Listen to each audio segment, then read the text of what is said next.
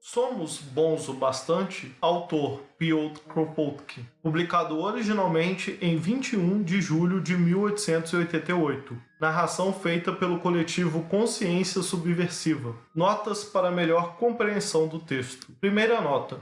O conceito de comunismo aparece em Kropotkin em alusão ao objetivo de organização da vida social, em todos os seus sentidos, econômico, político, cultural, de maneira a integrar toda a sociedade de maneira anarquista, sendo ausente um sistema de economia de mercado e de salários e preços, para a distribuição da produção social. Kropotkin é fundador do anarco-comunismo. Os objetivos finais eram comuns aos comunistas, teoricamente. Os meios para alcançar, porém, o levaram ao anarquismo, pela rejeição da via autoritária do Estado, a fim de efetivar uma verdadeira revolução. Melhores definições do anarquismo comunista de Kropotkin podem ser vistos nos livros A Conquista do Pão, Campos, Fábricas e Oficinas e Comunismo Anarquista, Suas Bases e Princípios. Segunda nota. O general Sir Charles Warren foi um oficial no British Royal Engineers, comissário da Polícia de Metrópole, o chefe da Polícia Metropolitana de Londres de 1886 a 1888, durante o período dos assassinatos do Jack, o Estripador.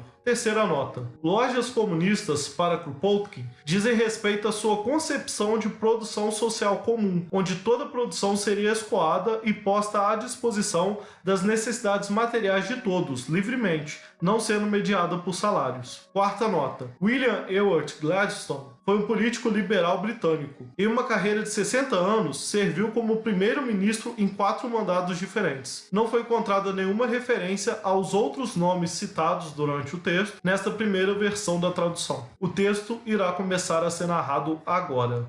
Uma das objeções mais comuns ao comunismo é a de que os homens não são bons o suficiente para viverem de uma maneira comunista. Eles não se submeteriam a um comunismo obrigatório, mas eles ainda também não seriam maduros para um livre comunismo anárquico. Séculos de educação individualista os tornaram muito egoístas. Escravidão, submissão ao mais forte e trabalhar sob o chicote da necessidade os tornaram impróprios para uma sociedade onde todos seriam livres e não conheceriam nada compulsório, apenas o que resultasse de compromissos tomados livremente para com os outros, e sua desaprovação se ele não fizesse cumprir tal compromisso. Portanto, somos avisados. Algum estado de transição intermediário da sociedade é necessário como um passo para atingir o comunismo. Palavras velhas em uma nova forma. Palavras ditas e repetidas desde a primeira tentativa de qualquer reforma, política ou social, em qualquer sociedade humana. Palavras que temos ouvido antes da abolição da escravatura. Palavras ditas há 20, 40 séculos por aqueles que apreciam por demais seu próprio sossego para gostar de mudanças rápidas, a quem a ousadia de pensamento assusta e que não sofreram o suficiente das iniquidades da presente sociedade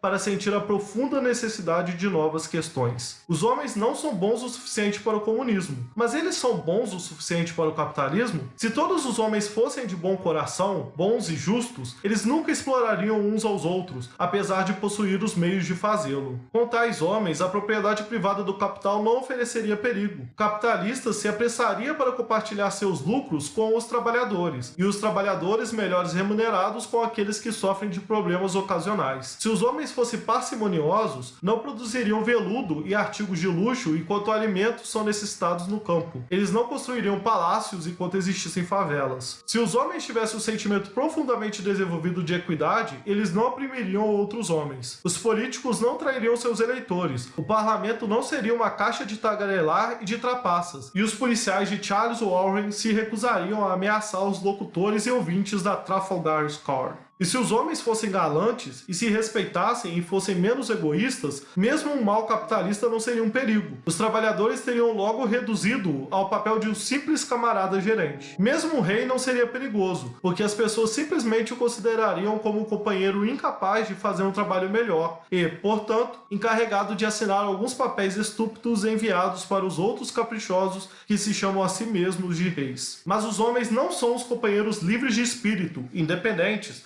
de previdência, amorosos e compassivos que gostaríamos de ver. E, precisamente, portanto, não devem continuar a viver sob o atual sistema que lhes permite oprimir e explorar um ao outro. Tomemos, por exemplo, aqueles alfaiates atingidos pela miséria que protestaram no domingo passado nas ruas, e suponha que um deles herdou 100 libras de um tio americano. Com estas 100 libras, ele certamente não vai começar uma associação produtiva para uma dúzia de alfaiates como ele atingidos pela miséria e tentar melhorar a sua condição. Ele vai se tornar um capitalista. E, portanto, dizemos que em uma sociedade onde os homens são tão ruins como este herdeiro americano, é muito ruim para ele ter alfaiates miseráveis ao seu redor. Assim que puder, os explorará. Enquanto que, se esses mesmos alfaiates tivessem uma vida segura garantida pelas lojas comunistas, nenhum deles soaria para enriquecer seu ex-camarada, e o jovem capitalista não se tornaria ele mesmo a besta muito ruim que certamente se tornará se continuar a ser um capitalista.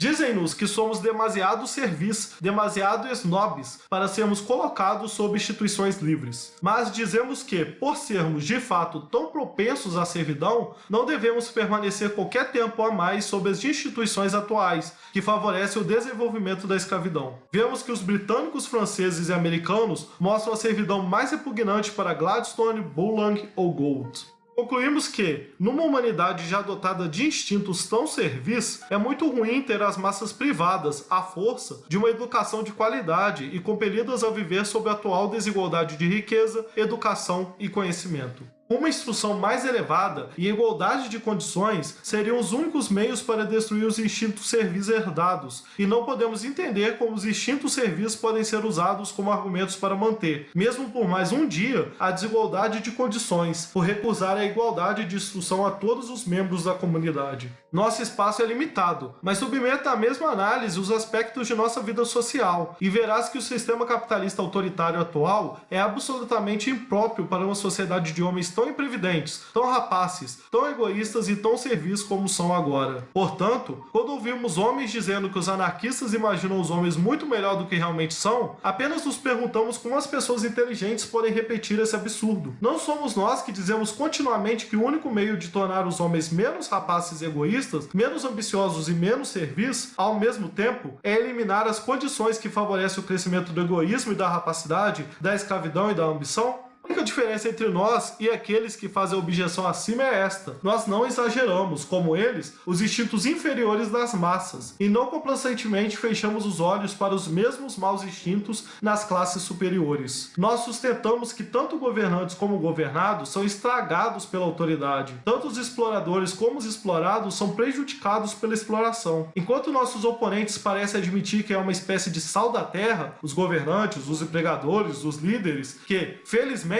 impedem que esses homens maus, governados, explorados, liderados, se tornem ainda piores do que eles são. Aí está a diferença, e uma muito importante. Admitimos as imperfeições da natureza humana, mas não fazemos exceção para os governantes. Eles fazem isto, embora às vezes inconscientemente, e porque nós não fazemos tal exceção, eles dizem que nós somos sonhadores, homens não práticos. E a velha discussão, essa discussão entre os homens práticos e os não práticos, os chamados utópicos, uma discussão renovada em cada mudança proposta, e terminando sempre pela derrota total daqueles que se denominam pessoas práticas. Muitos de nós devem se lembrar da briga quando ela alcançou níveis furiosos na América antes da abolição da escravidão. Quando se defendeu a plena emancipação dos negros, as pessoas práticas costumavam dizer que se os negros não estivessem mais obrigados a trabalhar pelos chicotes de seus donos, não trabalhariam em nada e logo se tornariam um fardo para a sociedade. Podiam ser proibidos os chicotes grossos, disseram eles, e a espessura dos chicotes poderia ser progressivamente reduzida pela lei a meia polegada primeiro, e então uma mera bagatela de alguns décimos de uma polegada. Mas algum tipo de chicote deveria ser mantido. E quando os abolicionistas disseram, como dizemos agora, que o gozo do produto do trabalho seria um incentivo muito mais poderoso para o trabalho do que o chicote mais grosso, bobagem, meu amigo. Eles nos disseram, exatamente como nos dizem agora. Você não conhece a natureza humana. Anos de escravidão tornaram-nos imprevidentes, preguiçosos e servis, e a natureza humana não pode ser mudada em um dia. Você está imbuído, é claro, com as melhores intenções, mas você é bastante não prático. Bem, por algum tempo os homens práticos tiveram suas próprias maneiras de elaborar esquemas para a emancipação gradual dos negros. Mas os esquemas revelaram-se bastante praticáveis, e a Guerra Civil, a mais sangrenta registrada, estourou. A guerra resultou na abolição da escravidão, sem qualquer período de transição, e, veja, nenhuma das consequências terríveis previstas pelos práticos aconteceu. Os negros trabalham, são trabalhadores e laboriosos, são providentes, e até muito providentes, de fato. E o único arrependimento que pode ser expresso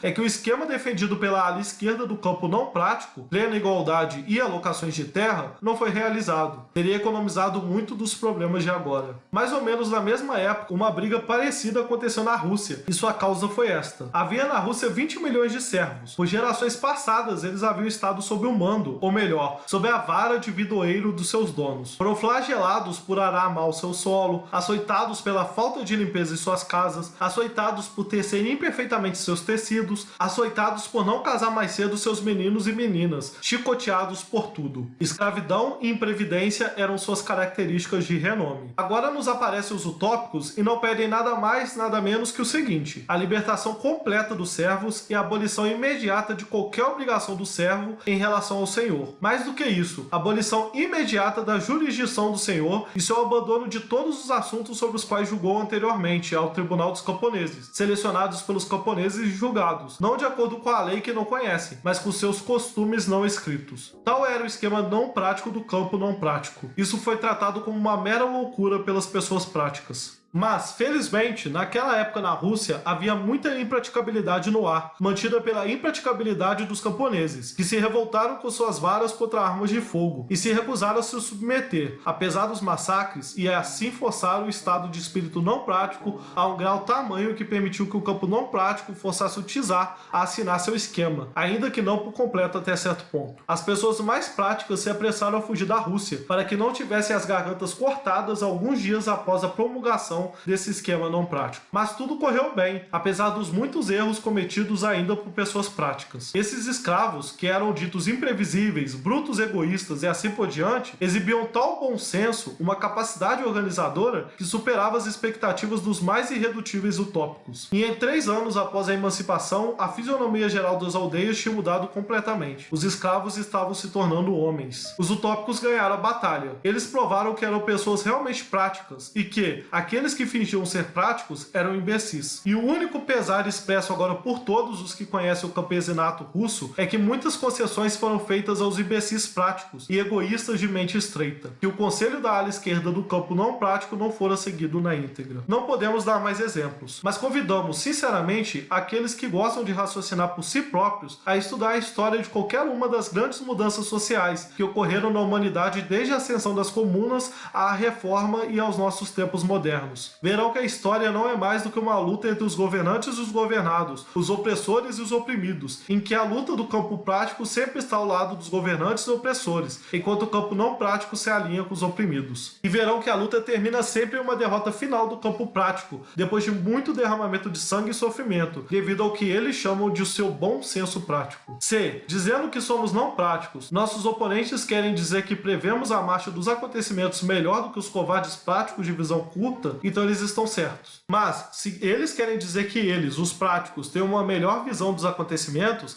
então os mandaremos para a história e lhes pediremos que se ponham de acordo com seus ensinamentos antes de fazer essa asserção presunçosa.